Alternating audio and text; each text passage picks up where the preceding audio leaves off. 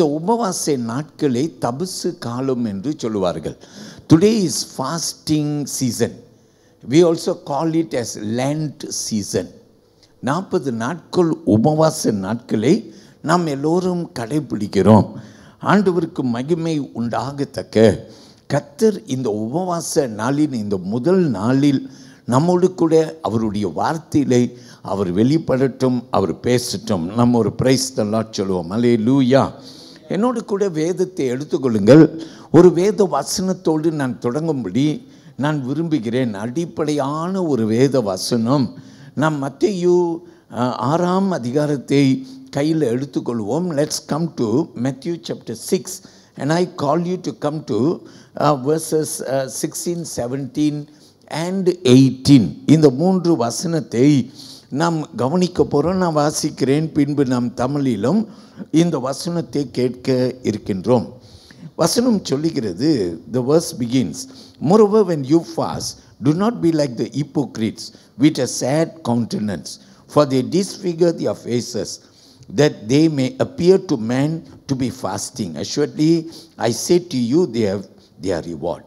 But you, when you fast, anoint your head and wash your face, so that you do not appear to men to be fasting, but to your Father who is in the secret place. And your Father who sees in secret will reward you openly. Amen.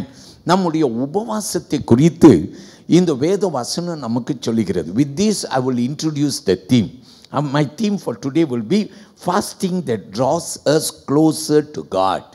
Okay, இந்த வசனத்தை தமிழில் முதலாவது நாம் கேட்போம், வாசிக்க கேட்போம். நீங்கள் உபவாசிக்கும் போது மாயக்காரரைப் போல முகவாடலாய் இராதேயுங்கள். அவர்கள் உபவாசிக்கிறதை மனுஷர் காணும் பொருட்டாக தங்கள் முகங்களை வாட பண்ணுகிறார்கள்.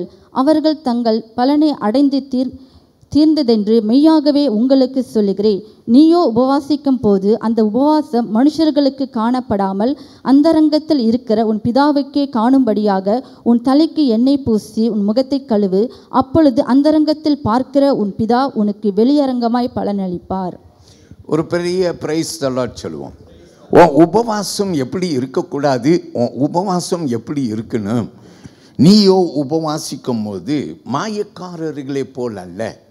ஆனால் உபவாசம், மாயக்காரர்களின் உபவாசம் எப்படி? வெளியரங்கமான உபவாசம், எல்லாரும் காணத்தக்க, அவர்களை புகழத்தக்க கூடிய உபவாசம். அப்போ நீயோ எப்படி உபவாசிக்க வேண்டும் என்று வேதம் சொல்லுகிறது. நீயோ உபவாசிக்கும் போது நீ உன் தலையில் எண்ணெயை வைத்து முகத்தை கழுவி அந்தரங்கத்தில் இருக்கிற உன் பிதா காணத்தக்க நீ உபவாசிக்கணுமா? மனிதனுக்கு தெரிய அவசியமே கிடையாது. இத்தனை திரளானவர்கள் நீங்கள் ஆலயத்துக்கு வந்திருக்கிறீங்க. யாரும் உபவாசம் பண்ணுறா, யாரும் உபவாசம் பண்ணலை நான் அறியேன். ஆனால் நீங்களும் நானும் ஆராதனை செய்கிற ஆண்டவர் அறிகிறார். காரணம் என்ன? மனிதன் காணும்படிக்கு நான் உபவாசிப்பது அல்ல, ஆனால் தேவன் அறியத்தக்க. ஆண்டவரோ என்ன செய்வாராம்? அந்தரங்கத்திலே காணுகிற உன்னை வெளியரங்கமாய் ஆசீர்வதிப்பாராம். வலது கையை உயர்த்தி ஒரு ஆமீன் சொல்லுங்கள். எப்படியோ நீ ஆசீர்வதிப்பாரா? வெளியரங்கமாய் ஆசீர்வதிப்பாரா? ஆமீன். இன்றைக்கு நாம் அடிப்படையான வசனம், நம் கோடியிடக்கூடிய வசனம், வசனம் 17, 18 வசனம். நம்முடைய உபவாசம் எப்படி இருக்க வேண்டும்? How must our fasting be? But you, when you fast, anoint your head and wash your face, so that you do not appear to men to be fasting, but to your Father who is in the secret place. And your Father who sees in secret will reward you openly. நாம் கேட்போம் மீண்டுமாக. நீயோ உபவாசிக்கும் போது அந்த உபவாசம் மனுஷர்களுக்கு காணப்படாமல் அந்தரங்கத்தில் இருக்கிற உன் பிதாவுக்கே காணும்படியாக உன் தலைக்கு எண்ணெய் பூசி உன் முகத்தை கழுவு. அப்பொழுது அந்தரங்கத்தில் பார்க்கிற உன் பிதா உனக்கு வெளியரங்கமாய் பலனளிப்பார். ஆமென். கர்த்தர் பெரியவர். ஒரு உபவாசத்தின் ஆவியை உடையவர்களாக இன்றைக்கு நம்ம ஆலயத்தில் உட்கார்ந்திருந்து, ஒரு வேளை பாஸ்டர் நான் உபவாசம் பண்ண தீர்மானம் பண்ணல, ஐயோ முதல் நாளை விட்டுட்டேனே, இன்றைக்கு முதல் நாள் அல்லவா, அதனால் நான் உபவாசம் பண்ணலாமா தொடர்ந்து? நீ கேட்பனா? இன்றைக்கு நீ ஒரு தீர்மானம் இந்த ஆராதனையில் எடுக்கலாம். அல்லேலூயா. என்னை கேட்டுக்கொண்டிருக்கிற கர்த்தருடைய பிள்ளையே, நீ உபவாசம் பண்ணலாம். ஆமென் சொல்லுவோம். நீ உபவாசம் பண்ணலாம். கர்த்தர் உன்னை அறிவார். நீ உபவாசிப்பாயே என்றால் அந்தரங்கத்திலே காண்கிற ஆண்டவர், வேதம் சொல்லுகிறது காண்கிற ஆண்டவர். ஆமென் சொல்லுங்க. அவர் உன்னை காண்கிற தேவனாயிருக்கிறார். அவர் கண்டு என்ன செய்வாராம்? வெளியரங்கமாய் உன்னை ஆசீர்வதிப்பாராம். அந்தரங்கத்திலே உன்னை காண்பார், வெளியரங்கமாய் உன்னை ஆசீர்வதிப்பார். அப்போ இந்த 40 நாள் உபவாச நாட்கள் ஆண்டவர் அந்தரங்கத்திலே உன்னை காணப்போகிறார், வெளியரங்கமாய் உன்னை ஆசீர்வதிக்க போகிறார்.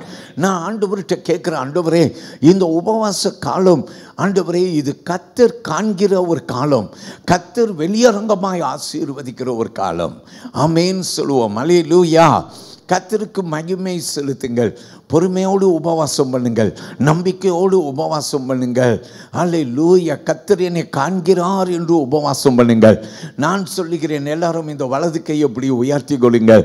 நீ வெளியரங்கமாய் ஆசீர்வதிக்கப்படுவாய். உன்னை ஆண்டவர் உயர்வுகளை காண பண்ணுவார். நீ ஆசீர்வாதங்களை காணாது தோல்விகளை கண்டு கொண்டு இருந்திருப்பாய் என்றால் ஆண்டவர் உன்னை வெற்றியை காண இந்த உபவாச காலத்திலே ஆசீர்வதிப்பாராக. உன் பள்ளிக்கூடத்திலே, உன் வேலை இடத்திலே, அல்லேலூயா, நீ இருக்கும் இடங்களிலே உன்னை ஆசீர்வதிப்பாராக. எல்லாரும் 3 முறை சொல்லுவோம். ஆமேன், ஆமேன், ஆமேன். அவர் நிச்சயமாய் உன்னை ஆசீர்வதிப்பார். அவருடைய வார்த்தை வெறுமே ஆகாது. அல்லேலூயா. அவர் சொன்னது ஆகும், அவர் கட்டளையிட்டது நிற்கும். முன்னுரையின் வார்த்தைகளாக நான் உங்களுக்கு ஒரு சில காரியத்தை பேசும்படி விரும்புகிறேன். முதலாவது, இந்த முதலாவது நாள், ஒவ்வொரு உபவாச நாட்கள் தொடங்குகிற நாள் அது ஒரு புதன்கிழமை தான். இந்த புதன்கிழமையை நம்முடைய மெயின்லைன் திருச்சபைகளிலே சாம்பல் புதன் என்று அழைக்கிறார்கள். அதனால் நான் உங்களுக்கு சில விளக்கத்தை கொடுக்கும்படி விரும்புகிறேன். நம்ம சர்ச்சிலையும் இந்த சாம்பல் புதன் என்றதை நாம் வலியுறுத்துகிறோம். ஆமேன். இந்த உபவாச காலத்திலே வலியுறுத்துகிறோம். மெயின்லைன் சபைகளிலே, பாரம்பரிய திருச்சபைகளிலே இது வலியுறுத்தப்படுகிறது. இண்டிபெண்டன்ட் திருச்சபைகளிலே இது அதிகமாய் வலியுறுத்தப்படுவதும் கிடையாது. சாம்ப புதன் என்பது வலியுறுத்தப்படுவது கிடையாது. இந்த 40 நாட்கள் உபவாசம் வலியுறுத்தப்படுகிறது கிடையாது. ஆனால் நம்முடைய சர்ச்சில் தொடங்கின காலத்தில் இருந்து ஆண்டவர் ஏவினார். என்னென்று ஏவினார்? இந்த 40 நாள் உபவாசத்தை நாம் கடைபிடிக்க வேண்டும்.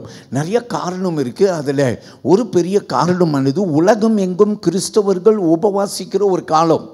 ஆமேன். நிறைய நீங்கள் பார்க்கலாம், நிறைய இடத்துல பேசப்படுகிற ஒரு உபவாசம். ஆமேன். அப்போது உலகம் எங்கும் கிறிஸ்தவர்கள் உபவாசிக்கிற ஒரு நாளில் நானும் திருச்சபையாய் உபவாசிக்க பிரயாசம் எடுப்பது நல்லது. ஆமேன். வலது கையை உயர்த்தி ஒரு அல்லேலூயா சொல்லுங்கள். ஓகே. இந்த சாம்ப புதன் என்று அழைக்கப்படுகிறது. சிலர் இதை ஆமோதிப்பது உண்டு, சிலர் இதை பகைத்து பேசுவதும் உண்டு. ஆனால் நம்முடைய திருச்சபையிலே நான் இதை வலியுறுத்துகிறது உண்டு. சாம்பல் என்று ஏன் அழைக்கிறார்கள் என்று ஒரு சின்ன விளக்கத்தை உங்களுக்கு நான் கொடுக்கும்படி விரும்புகிறேன். முதலாவது, கிறிஸ்தவ நம்முடைய வாழ்விலே வேதத்தின் அடிப்படையில் நிறையா சின்னங்கள் உண்டு. இந்த சின்னங்கள், ஏராளமான சின்னங்கள், ஒவ்வொரு சின்னத்தை நாம் எடுக்கும்போது அதுக்கு ஒரு விளக்கமும் உண்டு என்று நாம் அறிகிறோம். நான் சில சின்னங்களை நினைவு கூர்ந்தேன். உங்களிடத்திலே அவைகளை சீக்கிரமாய் நான் சொல்லத்தக்க நான் வாசிக்கிறேன். சிலுவை என்பது ஒரு சின்னம். இயேசு சிலுவையிலே மரித்தபடியினாலே சிலுவை என்பது ஒரு சின்னம். பிரியமானவர்களே, ஒரு புறா என்பது ஒரு சின்னம். அது என்னத்தை காட்டுகிறது? புறாவின் ரூபத்திலே பரிசுத்த ஆவியானவர் இயேசுக்குள்ள வந்து இறங்கினார். அப்போ புறா கிறிஸ்தவர்களுக்கு ஒரு சின்னம் வேதத்தின் அடிப்படையிலே. மீன் ஒரு சின்னம். இயேசு கலிலேயா கடற்கரை ஓரமாய் சீஷர்களை அழைத்த போது அவர் என்ன செய்தார்? உங்களை மனிதர்களை பிடிக்கிறவர்களாக மாற்றுவேன். மீன்கள் பிடித்து கொண்டிருந்தவர் சீஷர்களை அழைத்து, இனி மீன்கள் அல்ல, ஆனால் மனிதர்களை பிடிக்கிறவர்களாக. அல்லேலூயா. மீன் என்பது ஒரு சின்னம் என்று நாம் பார்க்கிறோம். ஆமேன் சொல்லுவோமா? கர்த்தருக்கு மகிமை. அப்போ மீன் எதை காட்டுகிறது? இந்த விசுவாசத்துக்குள் வருகிறதை ஒருவனை அழைத்து வருவதை, ஒருவனை நடத்துவதை காட்டுகிறது. இதே போல் வேதத்தில் நாம் நிறைய பார்க்குறோம். இயேசு நமக்கு அடிக்கப்பட்ட ஆட்டுக்குட்டி. அப்போ ஆட்டுக்குட்டி என்ற ஒரு சின்னத்தை பார்க்கிறோம். அடிக்கப்பட்ட ஆட்டுக்குட்டி. பழைய ஏற்பாட்டில் ஆட்டுக்குட்டிகளை பலி செலுத்துவார்கள். இயேசுவை நமக்கு பலியானார் என்ற ஒரு சின்னத்தை நாம் கற்றுக்கொள்கிறோம். முள் கிரீடம் என்று பார்க்கிறோம், கிரீடம் என்று பார்க்கிறோம். நான் சொல்ல சொல்ல உங்களுக்கு ஞாபகம் வரும் என்று நான் நம்புகிறேன். இயேசு முள் கிரீடம் சூட்டப்பட்டார் என்று சொல்லி நாம் பார்க்கிறோம். இயேசு அப்பத்தை எடுத்தார், பின்பு திராட்சை ரசத்தை எடுத்தார். ஆமேன்னு சொல்லுவோம். அப்போ அப்பம் எதை காட்டுகிறது? அவருடைய சரீரத்தை காட்டுகிறது. திராட்சை ரசம் அவருடைய இரத்தத்தை காட்டுகிறது. நன்குரம், ஆங்கர் என்று சொல்கிறோம். நம் இயேசு கிறிஸ்துவுக்குள் அல்லது அவர் என்னுடைய நன்குரம் என்று சொல்கிறோம். ஆமென், ஹல்லேலூயா. we speak about I or we being anchored in Christ. Amen. கிறிஸ்துவுக்குள்ளார அவரே நன்குரம், நான் அசைக்கப்படுவதில்லை என்று சொல்கிறோம். வேதம் நமக்கு நன்குரம் என்று சொல்லி கற்றுக் கொடுக்கிறது. ஒளி என்று கற்றுக்கொடு. நாம் உலகத்திற்கு ஒளியாக இருக்கிறோம். கலங்கரை ஒளி. அல்லேலூயா. மலையின் மேல் வைக்கப்பட்ட ஒளியாய் இருக்கிறோம். அல்ஃபா ஒமேகா, ஆதியும் அந்தமும் என்று பார்க்கிறோம். இப்படி பிரியமானவர்களே நிறைய சின்னங்களை பார்க்கிறோம். ஆண்டவருக்கு மகிமை உண்டாகத்தக்க உபவாச காலம் தொடங்கும் போது நாம் சாம்பல் என்ற ஒரு சின்னத்தை பயன்படுத்தி சாம்ப புதன் என்று அழைக்கிறோம். அப்போ அந்த சாம்பலுக்கு ஒரு விளக்கம் இருக்க வேண்டும். நம்ம ஆமென் சொல்லுவோமா? ஹல்லேலூயா. கர்த்தர் பெரியவர். நாம் இப்படி ஏராளமான விளக்கங்களை பார்க்கிறோம். பூமி ஆண்டவர் வெள்ளத்தில் அழித்த பின்பு ஒரு சின்னத்தை வானவிலாக ஆகாயத்தில் வைத்தார். ஆமேன். அது என்ன காட்டுகிறது? அந்த வானவிலை பார்க்கும் போதெல்லாம் இந்த பூமி ஆண்டவர் என்ன செய்ய மாட்டார்? வெள்ளத்தினால் இனி அழிக்க மாட்டார் என்று பார்க்கிறோம். ஆமேன். எண்ணெயை பார்க்கிறோம். எண்ணெய் என்பது அபிஷேகம் என்று பார்க்கிறோம். ஆரோன் சிரசிலே வடிந்து ஓடின நறுமணம் என்று நாம் கற்றுக்கொள்கிறோம். ஏராளமான சின்னங்கள். இப்படிப்பட்ட சின்னத்திலே நம்முடைய முன்னோர்கள் உபவாச காலம் ஆரம்பிக்கும் போது அவர்கள் சாம்ப புதன் என்று அழைத்தார்கள். வேதத்திலே இதற்கு ஆதாரம் உண்டு. நம் வேதத்தை எடுத்துக்கொள்வோம். நான் உங்களுக்கு ஒரு 3 இடங்களிலே காட்டும்படி விரும்புகிறேன். யோபு என்பவன் பிரியமானவர்களே 42ஆம் அதிகாரத்தின் 6ஆம் வசனத்திலே நாம் பார்க்கலாம். எடுத்துக்கொள்ளுங்கள். யோபு 42ஆம் அதிகாரம் நாம் வாசிக்க கேட்போம். நான் வாசிக்கிறேன். முதலாவதாக, therefore I abhor myself and repent in dust and ashes. யோபு அவர் இப்படியாக சொல்லுகிறார். அவருடைய மனம் திரும்புதலை குறித்து பேசும்போது நான் எப்படி மனம் திரும்புகிறேன் என்று அவர் பேசுகிறார். கவனியுங்கள். ஆகியால் நான் என்னை அருவருத்து தூளிலும் சாம்பலிலும் இருந்து மனஸ்தாபப்படுகிறேன் என்றான். ஆமீன். தூளிலும் சாம்பலில் இருந்து மனஸ்தாபப்படுகிறேன் என்றான். ஆமீன் சொல்ல. நான் மனம் திரும்புகிறேன். மனம் திரும்புதலுக்கு ஏதுவாய் இருக்கிறது. ஆமீன், ஹல்லேலூயா. ஒருவன் மனம் திரும்பும் போது, ஒருவன் துக்கிக்கும் போது அவன் என்ன செய்கிறான்? சாம்பலை தன் மேலே தூவிக்கொள்கிறான். யோபு சாம்பலை தூவிக்கொண்டார் என்று நாம் பார்க்கிறோம். யோபு சொல்லுகிறார், நான் சாம்பலிலே நான் மனம் திரும்புகிறேன். தானியேல் புஸ்தகத்தை எடுத்துக்கொள்ளுங்கள். Come with me to the book of Daniel. தானியேலின் புஸ்தகத்தை எடுத்துக்கொள்வோம். தானியேல் இப்படியாக எழுதுகிறார். 9ஆம் அதிகாரத்தை எடுத்துக்கொள்ளுங்கள்.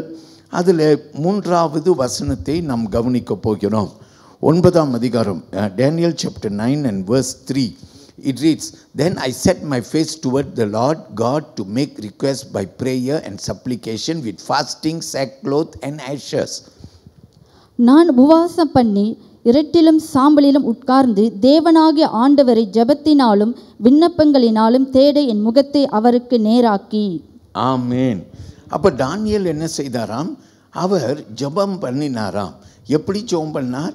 ரெட்டு துணி உடுத்தி சாம்பலை தூவிக்கொண்டு, பிரியமானவர்களே, நான் ஜெபம் பண்ணினேன் என்று சொல்கிறார். அப்போ இந்த ரெட்டு துணியும் இந்த சாம்பலும் எதை காட்டுகிறது? தங்களை தாழ்த்துகிறதை காட்டுகிறது. ஆமீன் சொல்லுவோம் எல்லாரும். அல்லேலூயா. கர்த்தருக்கு மகிமை உண்டாவதாக. இதே போல் நம் யோனா புஸ்தகத்திலே 3ஆம் அதிகாரத்திலே வசனம் 5, 6 கவனிக்கலாம். 3ஆம் அதிகாரம் வசனம் 5-6.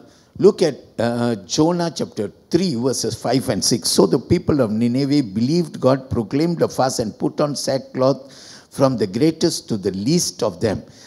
Then word came to the king of Nineveh, and he arose from his throne and laid aside his robe, covered himself with sackcloth and sat in ashes. அப்பொழுது நினிவேயில் உள்ள ஜனங்கள் தேவனை விசுவாசித்து உபவாசம் செய்யும்படி கூறினார்கள். பெரியோர் முதல் சிறியோர் மட்டும் இருட்டடித்து கொண்டார்கள். இந்த செய்தி நினிவேயின் ராஜாவுக்கு எட்டின போது அவன் தன் சிங்காசனத்தை விட்டு எழுந்து தான் உடுத்தியிருந்த உடுப்பை கழற்றி போட்டு இரட்டை உடுத்தி கொண்டு சாம்பலிலே உட்கார்ந்தான். நாம் ஆமென் சொல்வோமா? ஹல்லேலூயா. அப்போ வேதம் நமக்கு வலியுறுத்துகிறது, ஒவ்வொருவரும் மனம் திரும்பும் போது பழைய ஏற்பாட்டு காலத்திலே என்ன செய்தார்? அவன் மனம் திரும்புதலுக்கு ஏதுவாக ஆமென் சாம்பலிலே உட்கார்ந்தான், சாம்பலை தூவி கொண்டான். தன்னை தாழ்த்துவதை இறைவன் முன்பு, தேவனுக்கு முன்பு தன்னை தாழ்த்துகிறதை காட்டுகிறது. நாம் சொல்லுவோமா? ஹல்லேலூயா. இன்னும் ஒரு வசனத்தை நான் எடுக்கிறேன்.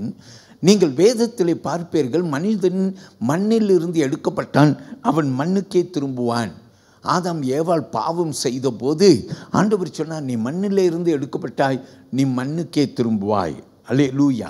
இதை நீங்கள் கவனித்து பார்க்கலாம். ஆதியாகமம் புஸ்தகத்திலே 3ஆம் அதிகாரத்தில் 13வது வசனத்திற்கு நீங்கள் வரலாம். You can come to Genesis chapter 3 and I invite you to come to verse 19. சற்று பொறுத்துக்கொள்ள நீங்கள் எல்லாரும் வசனத்தை எடுத்துக்கொள்ளுங்கள். நான் உங்களுக்கு இந்த வேத பகுதியை முதலாவது வாசிக்கிறேன். மீண்டுமாக Genesis chapter 3 verse 19 வாசிக்கிறேன், கேளுங்கள். In the sweat of your face you shall eat bread till you return to the ground, for out of it you were taken, for dust you are, and to dust you shall return. நாம் கேட்போம். நீ பூமியிலிருந்து எடுக்கப்பட்டபடியால் நீ பூமிக்கு திரும்ப மட்டும் உன் முகத்தின் வேர்வையால் ஆகாரம் புசிப்பாய், நீ மண்ணா இருக்கிறாய், மண்ணுக்கு திரும்புவாய் என்றார். நம்ம ஆமென் சொல்லுவோமா? நீ மண்ணாய் இருக்கிறாய், நீ சாம்பலாய் இருக்கிறாய். dust you are and to dust you return. Hallelujah.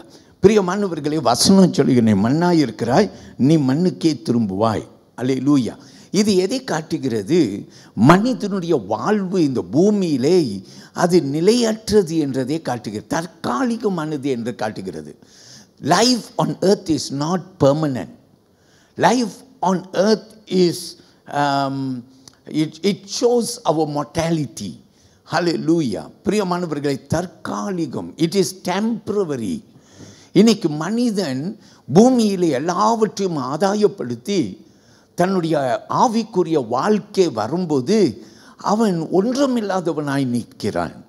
It is sad to say that man thinks about life on this earth, forgetting about life after death. இந்த பூமியின் வாழ்வுக்கு பின் வரக்கூடிய ஒரு வாழ்வு உண்டு, வேதம் சொல்லுகிறது. நாம் சொல்லுவோமா? ஹல்லேலூயா. அதனால இந்த வசனம் நமக்கு என்ன காட்டுகிறது என்றால், நம் மண் என்று காட்டுகிறது. மண்ணிலிருந்து எடுக்கப்பட்ட மண்ணுக்கே திரும்பும், தற்காலிக வாழ்க்கை என்றதை காட்டுகிறது. இதை எல்லாவற்றையும் பிரதிபலிக்க சாம்பல் என்றது பயன்படுத்தப்பட்டிருக்கிறது. நம்முடைய முன்னோர்கள் அறிந்து தியானித்து ஆண்டவரிடத்தில் காத்திருந்து அவர்கள் இந்த நாளை அவர்கள் சாம்பல் புதன் என்று அழைத்தார்கள். அதை நான் பாராட்டுகிறேன். அதை நான் ஒவ்வொரு வருடமும் விளக்கம் கொடுத்து சபையை ஊக்குவிக்கிறேன். தேவன் பெரியவர். பிரியமானவர்களே, உபவாசத்துக்கும் சாம்பலுக்கும் என்ன விளக்கம் என்று சொன்னால், நம்முடைய தாழ்மையை காட்டுகிறது. அப்போ உபவாச நாட்களில் மனம் திரும்புதல் உண்டாகணும், தாழ்மை உண்டாக வேண்டும். நாம் சொல்லுவோமா? ஹல்லேலூயா. Today we truly do not put ash on ourselves. நம்ம சாம்பலை எடுத்து மேலே தூவிக்கொள்வது கிடையாது. அது பழைய ஏற்பாட்டின் வழக்கம். புதிய ஏற்பாட்டின் வழக்கம் ஆண்டவர் என்ன தெரியுமா சொல்லுகிறார்? வெளியரங்கமான காரியத்தை ஆண்டவர் பார்க்கல, நம்முடைய உள்ளான மனிதனை பார்க்கிறார்.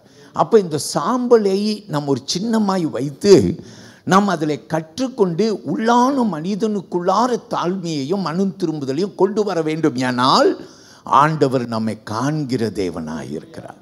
வலது கையை உயர்த்தி ஒரு பிரைஸ் தி லார்ட் சொல்லுங்கள். அல்லேலூயா. இப்போ ரெண்டாவது ஒரு காரியம், உபவாசம் என்று பேசுகிறோம். 40 நாட்கள் உபவாசம் என்று நாம் பேசுகிறோம். அப்போ இந்த 40 நாள் உபவாசம் எப்படி நாம் தொடங்கினோம்? இந்த 40 நாள் உபவாசம் ஏன் நம் சபையிலே நாமும் வலியுறுத்துகிறோம்? இண்டிபெண்டன்ட் சபை நிறையா இது வலியுறுத்துவது கிடையாதே. நாமும் ஒரு இண்டிபெண்டன்ட் சபை தானே, இதை வலியுறுத்தாமல் போயிருக்கலாமே. ஆனால் கர்த்தருடைய பிள்ளையை நாம் அறிகிறோம். இயேசு இந்த பூமியிலே அவர் வாழ்ந்தபோது ஊழியத்திற்கு போவதற்கு முன்பு அவர் 40 நாட்கள் உபவாசித்தார் என்று வேதம் சொல்கிறது. வலது கையை உயர்த்தி ஒரு ஆமேன் சொல்லுங்கள். அல்லேலூயா. அப்போ இன்னைக்கு இயேசுவை நம்புகிற, இயேசுவை ஆண்டவராய் கொண்ட தெய்வ ஜனங்களாகிய நாம் அறிந்து கொள்கிற இந்த உபவாசம், இயேசு செய்த உபவாசத்தை நினைவு கூர்ந்து நாம் என்ன செய்கிறோம்? உபவாசிக்கிறோம். ஆனாலும் வேதத்திலே 40 நாட்கள் உபவாசித்த உபவாசம் பேசப்பட்டிருக்கிறது. 3 இடங்களிலே 3 உபவாசம் பண்ணினார்கள். எத்தனை நாட்கள்? 40 நாட்கள். ஆமேன். இயேசு 40 நாட்கள் உபவாசித்தார். நாம் எங்கே பார்க்கிறோம்? வசனங்களே நீங்கள் போய் மத்தேயு 4ஆம் அதிகாரத்திலே 2வது வசனத்திலே நீங்கள் பார்க்கலாம். வாசிக்க நாம் எடுத்து பார்ப்போமே. Let's go to Matthew chapter 4 and I invite you to come to verse 2. வசனம் 2 சொல்லுங்க. And when he had fasted 40 days and 40 nights afterward he was hungry. அவர் இரவும் பகலும் 40 நாள் உபவாசமாய் இருந்த பின்பு அவருக்கு பசி உண்டாயிற்று. ஆமென். 40 நாள் உபவாசம் பண்ணின பின்பு அவருக்கு பசி உண்டாயிற்று. அப்ப நமக்கு முதலாவது உதாரணம் இயேசு. இயேசு உபவாசித்தார், நாமும் உபவாசிக்கிறோம். ஆனால் பழைய ஏற்பாட்டுக்கு போனீங்கன்னா நாம் எல்லாரும் அறிகிறோம். யாத்திரையாகமம் புஸ்தகத்தில் 34ஆம் அதிகாரம், Exodus chapter 34. Okay, Exodus 34. And I invite you to come to verse 28. 28ஆம் வசனத்திற்கு வாருங்கள். So he was there with the Lord 40 days and 40 nights. He neither ate bread nor drank water. And he wrote on the tablets the words of the covenant, the 10 commandments. அங்கே அவன் அப்பம் புசியாமலும் தண்ணீர் குடியாமலும் இரவும் பகலும் 40 நாள் கர்த்தரோடு இருந்தான். அவன் 10 கற்பனைகளாகிய உடன்படிக்கையின் வார்த்தைகளை பலகைகளில் எழுதினான். 40 நாட்கள் எங்கே? சீனாய் மலையிலே.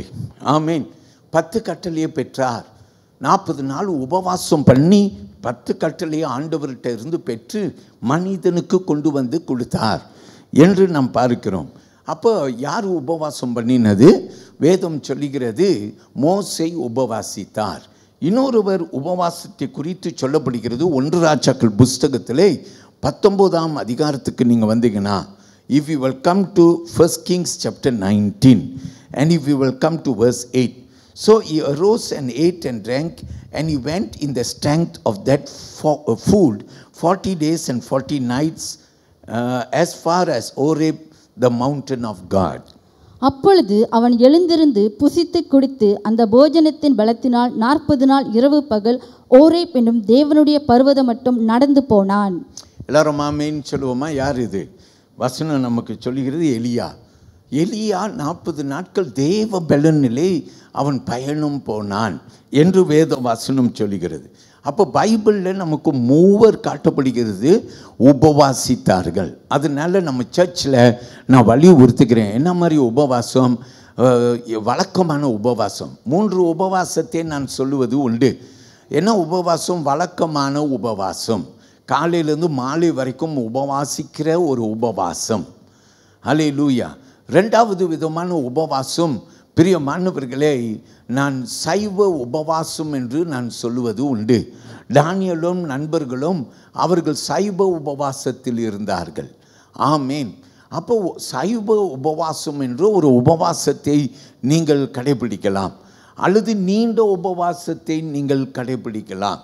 ஆமீன். ஏதாவது ஒரு உபவாசத்தை நாம் செய்து இப்படியாய் நம்மை ஒடுக்கி, நம் சரீரத்தை ஒடுக்கி உலக ஆசைகள் எல்லாவற்றையும் ஒடுக்கி ஆண்டவர் அன்பிலே நிலைத்திருக்க கர்த்தர் நமக்கு கிருபை செய்வாராக. நம்ம எல்லாரும் சொல்லுவோமா, ஹல்லேலூயா. கர்த்தருக்கு மகிமை உண்டாகட்டும். ஐயோ பாஸ்டர், நான் உபவாசமே பண்ணினது இல்லையே. ஆமாம், முதல் நாள் உபவாசம் பண்ணிக்கிற கர்த்தருடைய பிள்ளையை காலை நீ பசியாரி பழகி இருந்தனா, அந்த காலை பசி நீ உணவு உட்கொள்கிற மார்னிங் பிரேக்ஃபாஸ்ட் டைமில் ஆட்டோமேட்டிக்காக ஒரு பசி உண்டாகும். அப்புறம் லஞ்ச் டைம் வரும்போது ஒரு பசி உண்டாகும் தான், இரவு வரும்போது ஒரு பசி உண்டாகும் தான். ஏன்னா உன் சரீரத்தை நீ எப்படி நீ பழக்கி வைத்திருக்கிறாய், நேரப்பட வேலையிலோ நீ சாப்பிட்டு உன் சரீரம் அதற்கு ஒப்பு கொடுத்துருக்கிறாய். அதனால அந்தந்த டைமில் உனக்கு என்ன உண்டாகும், பசி உண்டாகும். ஒரு நாள் ட்ரை பண்ணு, 2 நாள் ட்ரை பண்ணு, கொஞ்சம் கஷ்டமாக தான் தெரியும். It is a self discipline, shall we say ஆமென்.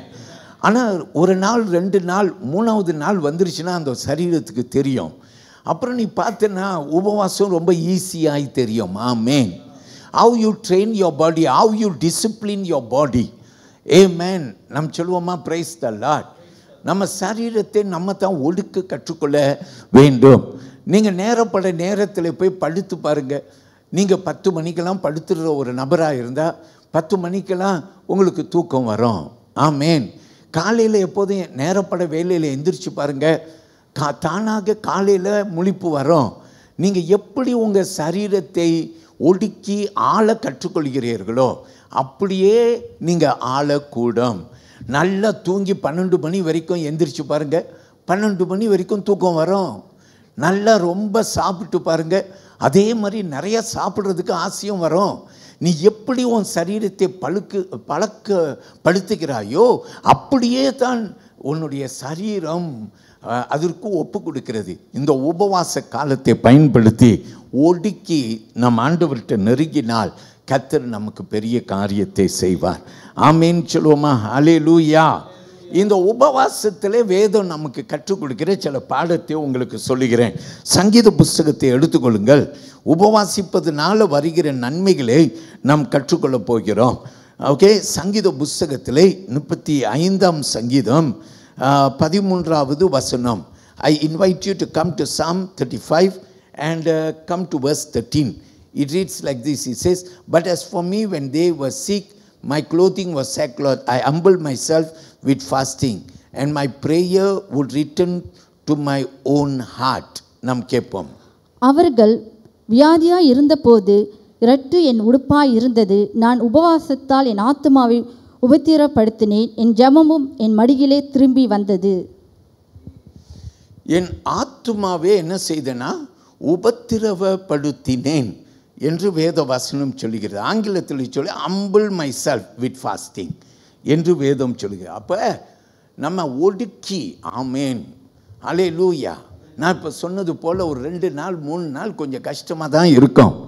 ஆமேன். நிறைய பேர் என்கிட்ட சொல்லுவாங்க, பாஸ்டர் நான் உபவாசிக்கிற நாட்களில் தான் நிறைய நல்ல சாப்பாடும் கண்ணு முன்னுக்கு வருது பாஸ்டர்.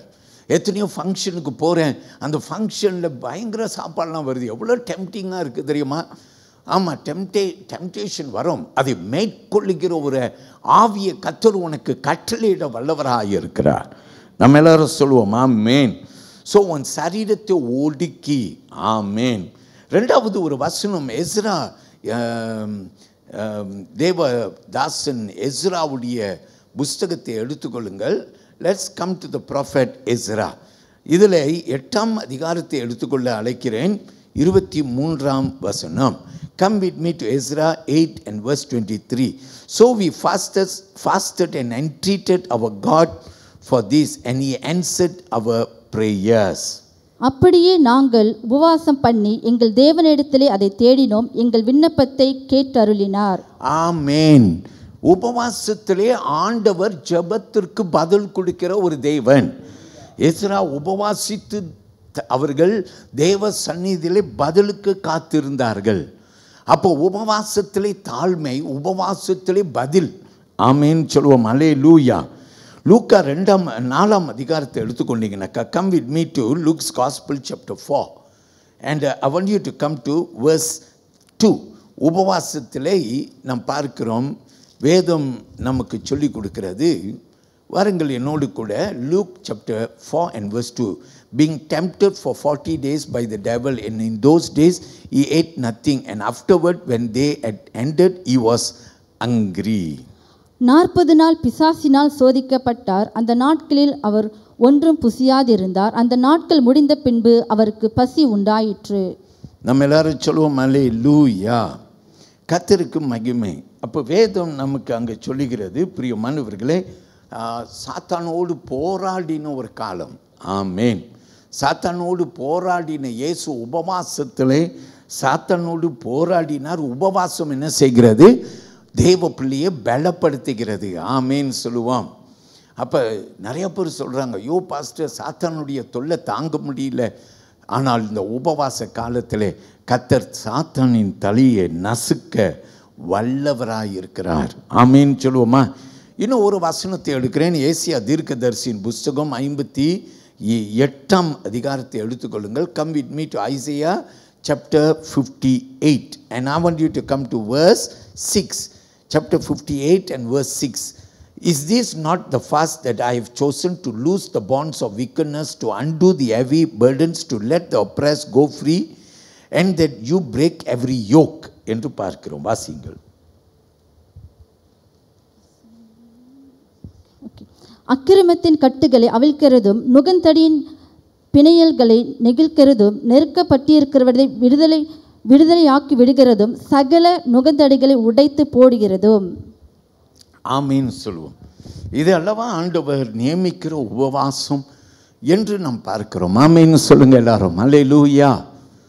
ஆண்டவருடைய உபவாசம். அப்போ இந்த உபவாசம் ஒரு பிரேக் த்ரூ. நம்ம சர்ச்சில் பிரேக் த்ரூ ப்ரேயர் நடத்துகிறோம்.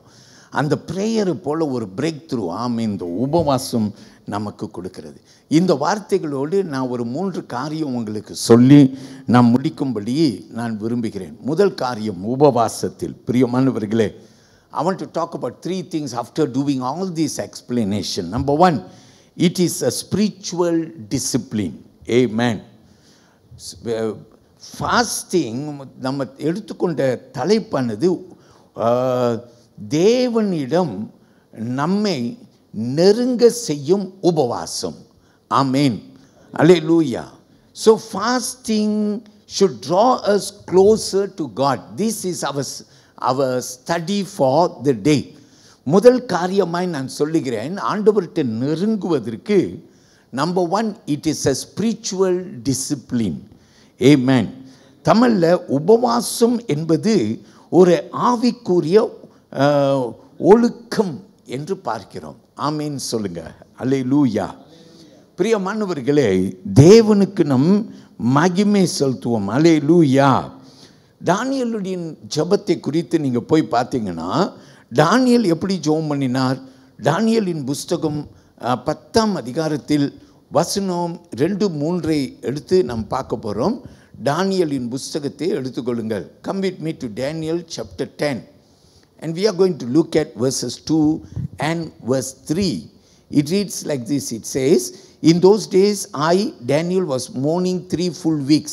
I ate no pleasant food, no meat or wine came into my mouth, nor did I anoint myself at all, till 3 whole weeks were fulfilled. கேட்போம். அந்த நாட்களில் தானியேலாகிய நான் 3 வாரம் முழுவதும் துக்கித்து கொண்டிருந்தேன். அந்த 3 வாரங்களாக நாட்கள் நிறைவேற மற்றும் ருசிகரமான அப்பத்தை நான் புசிக்கவும் இல்லை, இறைச்சியும் திராட்சை ரசமும் என் வாய்க்குள் போகவும் இல்லை, நான் பரிமள தைலம் பூசிக்கொள்ளவும் இல்லை. ஆமென். அப்போ உணவை ஒடுக்கி 3 வாரம். அப்போ எத்தனை நாட்கள்? 21 நாட்கள் உபவாசம். சிலர் 21 நாட்கள் உபவாசத்தை குறித்து பேசுவார்கள். தானியேலின் உபவாசம். பிரியமான கர்த்தருடைய பிள்ளையே, என் சரீரத்தை ஒடுக்கி என்று வேத வசனத்திலே அங்கே சொல்லப்படுகிறது. It's a self discipline. Fasting is a discipline. உபவாசம் என்பது நம் கடைப்பிடிக்கக்கூடிய ஒரு நம் சரீரத்தை கடினப்படுத்துகிற ஒரு அனுபவமாய் இருக்க வேண்டும். ஆமேன் சொல்லுங்க. ஹல்லேலூயா. கர்த்தருக்கு மகிமை. இயேசு கிறிஸ்து உணவை குறித்து பேசும்போது ஆவிக்குரிய உணவை குறித்து பேசினார். நமக்கு மத்தேயு 4ஆம் அதிகாரத்தில் நாம் கற்றுக்கொள்கிறோம். Go to Matthew chapter 4 and I call you to come to verse 4. But he answered and said, it is written, man shall not live by bread alone, but by every word that proceeds from the mouth of God. மனுஷன் அப்பத்தினாலே மட்டுமல்ல. வாசியுங்கள். அவர் பிரதியுத்தரமாக, மனுஷன் அப்பத்தினாலே மாத்திரமல்ல, தேவனுடைய வாயிலிருந்து புறப்படுகிற ஒவ்வொரு வார்த்தையினாலே பிழைப்பான் என்று எழுதியிருக்கிறதே என்றார். ஆமென் சொல்லுவோம் எல்லாரும். அல்லேலூயா. அப்போ மனுஷன் அப்பத்தினாலே, சில பேர் இப்படி சொல்கிறதே நான் என் கண்ணால் பார்த்துருக்கிறேன், காதால் கேட்டிருக்கிறேன். ஐயோ பாஸ்டர், ஒரு நாள் நான் சாப்பிட்லன்னா செத்து போயிட போகிறேன் பாஸ்டர், ஐயோ செத்து போயிடுவேன். சில பேர் நகைப்பாய் சொல்வதும் உண்டு, சில பேர் சீரியஸாக சொல்கிறது உண்டு. ஏன்னா ஒரு நாள் கூட நான் உபவாசம் பண்ணி பழகினதே கிடையாது. அல்லேலூயா. ஆண்டவருக்கு மகிமை உண்டாகட்டும். பைபிள் சொல்லுகிறது, இயேசு உபவாசித்தார், எலியா உபவாசித்தார், மோசே உபவாசித்தார், தானியேல் 21 நாட்கள் உபவாசத்தை குறித்து பேசுகிறார். அல்லேலூயா. நிச்சயமாய் உபவாசம் நல்லது, உன் சரீரத்தையும் சுத்திகரிக்கும் என்று நாம் பார்க்கிறோம். ஆனால் இன்னொரு பக்கத்தில் நீங்கள் பார்த்தீங்கன்னா, மனுஷன் அப்பத்தினால் மட்டுமல்ல, தேவனுடைய வார்த்தையினால் பிழைப்பான். நம்ம நினைக்கிறோம் நல்லா சாப்பிட்டு நல்லா திடனாய் பலனாய் ஆரோக்கியமாய் இருக்கிறோன்ட்டு. ஆனால் அது மாம்சம். ஆனால் ஆவிக்குரிய அனுபவத்தில் நம்ம பார்க்கிறோம், அப்போ மட்டும் சாப்பிட்டா ஆவிக்குரிய வாழ்க்கையில் வளர முடியாது. அப்போ வார்த்தை, தேவ வார்த்தையே நம் உணவாய் பார்க்கிறோம். ஆமேன். இந்த உபவாச காலத்தில் இந்த வார்த்தையை உணவாய் எடுத்துக்கொள்ளுங்க. ஏராளமான நேரத்தை ஜெபத்திலையும் வேதத்திலையும் பயன்படுத்துங்க. கர்த்தர் உங்களை ஆசீர்வதிப்பாராக. ஆமேன் சொல்லுவோம். சீக்கிரமாய் நான் உங்களுக்கு ஒரு காரியம் சொல்ல விரும்புகிறேன். 20வது நூற்றாண்டிலே சவுத் கொரியாவிலே எழுப்புதல் உண்டானது. இந்த எழுப்புதலிலே ஏராளமானவர்கள் பங்கு பெற்றார்கள். அதில் ஒரு பெரிய பாஸ்டர் ஒருவர், அந்த பாஸ்டருடைய பேர் கில் சுன் ஜூ என்று சொல்லப்படுகிற ஒரு பிரதான பாஸ்டர். பிரியமானவர்களே, இந்த பாஸ்டர் அவர் என்ன செய்தாராம், அவர் அடிக்கடி உபவாசிப்பாராம், ஜெபத்திலே அதிகமாய் தரித்திருப்பாராம். ஆமேன் சொல்லுவோமா? ஹல்லேலூயா. தேவ பிரசன்னத்தில் ஏராளமான நேரத்தை செலவு செய்வாராம். அவருடைய சபை விசுவாசிகளுக்கும் அவர் மணிக்கணக்காய் ஜெபிக்கிறதற்கு வலியுறுத்துவாராம். அல்லேலூயா. கர்த்தருக்கு மகிமை உண்டாக. ஆண்டவர் பெரியவர். என்னத்திற்காக உபவாசம் பண்ணுவாரா? ஆண்டவரே, என் தேசம் மறுரூபமாக்கப்பட வேண்டும். My nation South Korea must be transformed. என் தேசம் மறுரூபமாக்கப்பட வேண்டும் என்ற ஒரு நோக்கத்தோடு என்ன செய்வாராம்? உபவாசம் பண்ணுவாராம். ஆமீன் சொல்லுங்க. ஹல்லேலூயா. 1907 1907வது ஆண்டில் பியோன் யங் என்று சொல்லப்படுகிற அவர்களுடைய நாட்டிலே அவர்கள் என்ன செய்தார்களாம்? அவர்கள் உபவாசத்தை கட்டளையிட்டார்களாம். அந்த நாள் 1907 pastor Kil Sun Ju, the man who was the main reason for Pentecostal movement in South Korea. Shall we say amen? பிரியமான கர்த்தருடைய பிள்ளைகளே, பரிசுத்த ஆவியானவர் 1907 when the nation was gathered together in prayer, the Holy Spirit moved. Why? Because there was fasting, because there was prayer. Shall we say amen?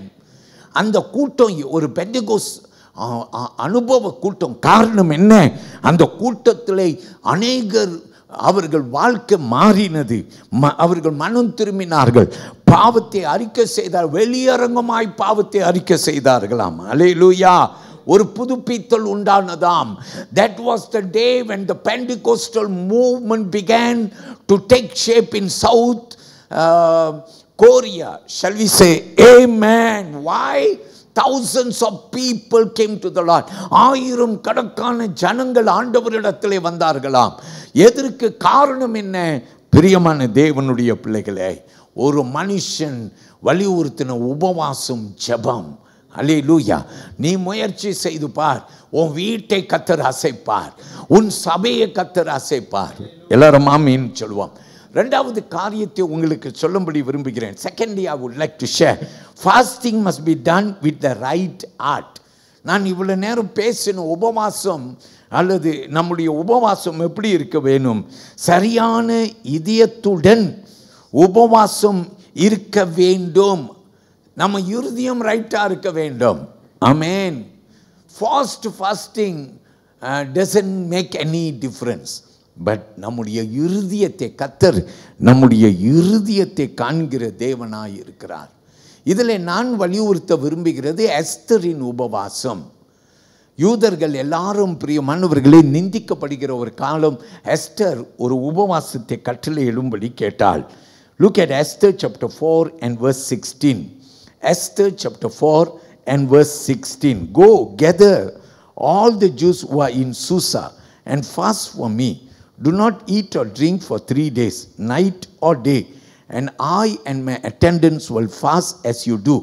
When this is done, I will go to the king, even though it is against the law.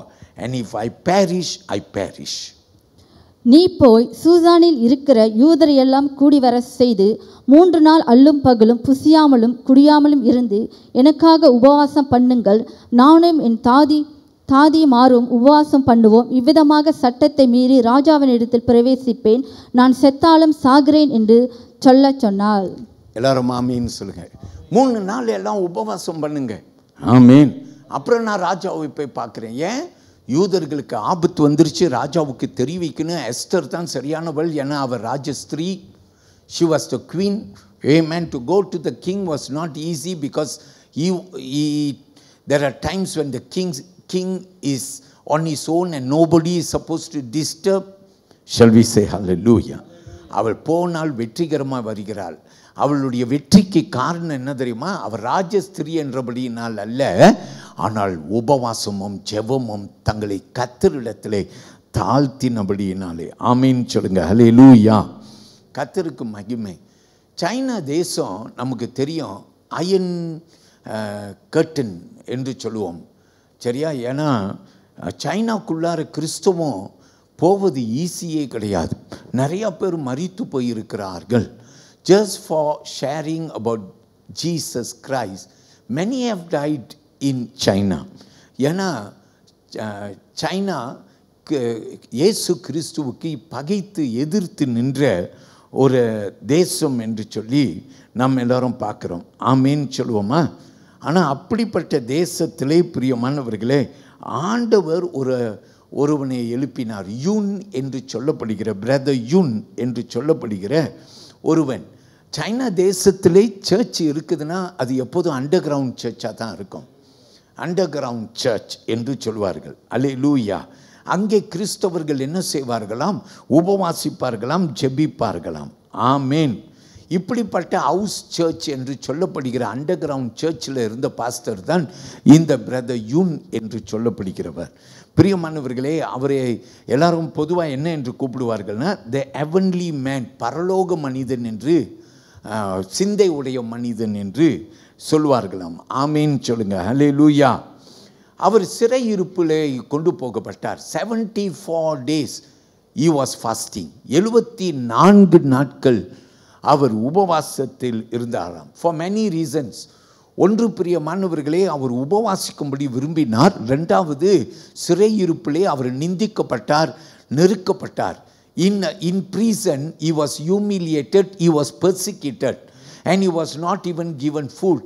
He took it as fasting upon himself, and he began to fast and fast and fast and pray for 74 days. Shall we say amen? அல்லேலூயா. பிரியமான கர்த்தருடைய பிள்ளையே, இவரை குறித்து சொல்லப்படுகிறது, அந்த 74 நாள் உபவாசம் பண்ணுறது ஈஸியே கிடையாது. Unless it's God given. ஆமேன். இதெல்லாம் எக்ஸ்ட்ரீம் ஃபாஸ்ட் என்று சொல்ல. 40 நாள் உபவாசமும் எக்ஸ்ட்ரீம் ஃபாஸ்ட். இந்த 74 நாட்கள் ஏறக்குறைய double of the fasting that we recommend. பிரியமானவர்களே, இவன் உயிர் தப்பினதே ஆச்சரியம். ஆனால் தேவ கரம் அவன் மேலே இருந்தபடினாலே உயிர் தப்பினான். அவர் சுவிசேஷகராய் மாறினாரா. 1000 கணக்கானவர்கள் சைனாவிலே அவர்களால் ரட்சிக்கப்பட்டார்களாம். I tell you, you fast, you pray, heaven will do wonderful things through you. உன் மூலமாய் இந்த சபை ஆசீர்வதிக்கப்படும். உன் மூலமாய் உன் குடும்பம் ஆசீர்வதிக்கப்படும். கர்த்தர் பெரிய காரியத்தை செய்வார். மூன்றாவது காரியத்தை சுருக்கமாய் சொல்லி நான் முடிக்கிறேன். என்னோடு கூட கேளுங்கள். Fasting makes us strong in God. Say ஆமென். உபவாசம் நம்மை தேவனில் பலமாக மாற்றும் என்று சொல்லப்படுகிறது. ஆமென். இதற்கு யாரு? இயேசுவே நமக்கு அடிப்படை. லூக்கா 4ஆம் அதிகாரம் வசனம் 1-2 எடுத்துக்கொள்ளுங்கள். Jesus full of the Holy Spirit left the Jordan and was led by the Spirit into the wilderness, where for 40 days he was tempted by the devil. He ate nothing during those days, and at the end of them he was hungry. நாம் இதை ஏற்கனவே கேட்டோம். கர்த்தருக்கு மகிமை. இயேசு 40 நாட்கள் உபவாசித்தார் ஊழியத்தின் தொடக்கத்திலே என்று நாம் பார்க்கிறோம். அதுக்கு பிற்பாடு பிரியமானவர்களே, லூக்கா 4ஆம் அதிகாரம் 14வது வசனத்துக்கு வாங்க. we will look at Luke's Gospel chapter 4 and verse 14. It reads like this. It says, then Jesus returned in the power of the Spirit to Galilee, and news of him went out through all the surrounding region. பின்பு இயேசு ஆவியானவருடைய பலத்தினாலே கலிலேயாவுக்கு திரும்பி போனார். அவருடைய கீர்த்தி சுற்றிலும் இருக்கிற தேசமெங்கு பரம்பிற்று. ஆமீன் சொல்லுங்க. எப்போங்க உபவாசம் பண்ணி ஊழியத்துக்கு அவர் வந்தபோது, நான் சொல்கிறேன், இந்த 40 நாட்கள் உபவாச நாட்கள் கர்த்தர் உன் வாழ்க்கையில் பெரிய காரியம் செய்கிற நாட்களாக இருக்க போகிறது. If you will seriously sit under his feet, மரியாதை போல் நல்ல பங்கை தேர்ந்தெடுத்து அவர் பாதத்தில் இந்த 40 நாட்கள் காத்திருக்கிற ஒரு தன்மையை நீ அணிந்து கொள்வாய் என்றால் உன்னை கொண்டு பரலோகம் மகிழப் போகிறது. கர்த்தர் பெருமழையை பேய பண்ண போகிறார். நீ ஆசீர்வதிக்கப்பட போகிறாய். எல்லாரும் ஆமீன் சொல்லுமா? ஹல்லேலூயா சொல்லுங்க. ஹல்லேலூயா. நான் முடிக்க போகிறேன். அமெரிக்கா தேசத்தில் இருந்து ஒரு வாலிபன், அவருடைய பேர் ஜான் ஐட் என்று சொல்லப்பட்ட ஒரு வாலிபன். அவர் இந்தியா தேசத்திற்கு மிஷனரியாக வந்தாராம். இந்த 1900 ஓகே 19வது ஆண்டில் 1900 ஆண்டுகளிலே பிரியமானவர்களே அவர் இந்தியாவுக்கு வந்தாராம். ஆமீன் சொல்லுங்க. ஹல்லேலூயா. ஜெபிக்கும் ஒரு அப்போஸ்தலன், இந்தியாவுக்காக ஜெபிக்கும் ஒரு அப்போஸ்தலன் என்று பெயர் பெற்றாராம். ஆமீன் சொல்லுங்க எல்லாரும். ஹல்லேலூயா. பிரியமானவர்களே, இவர் என்ன செய்வாரா?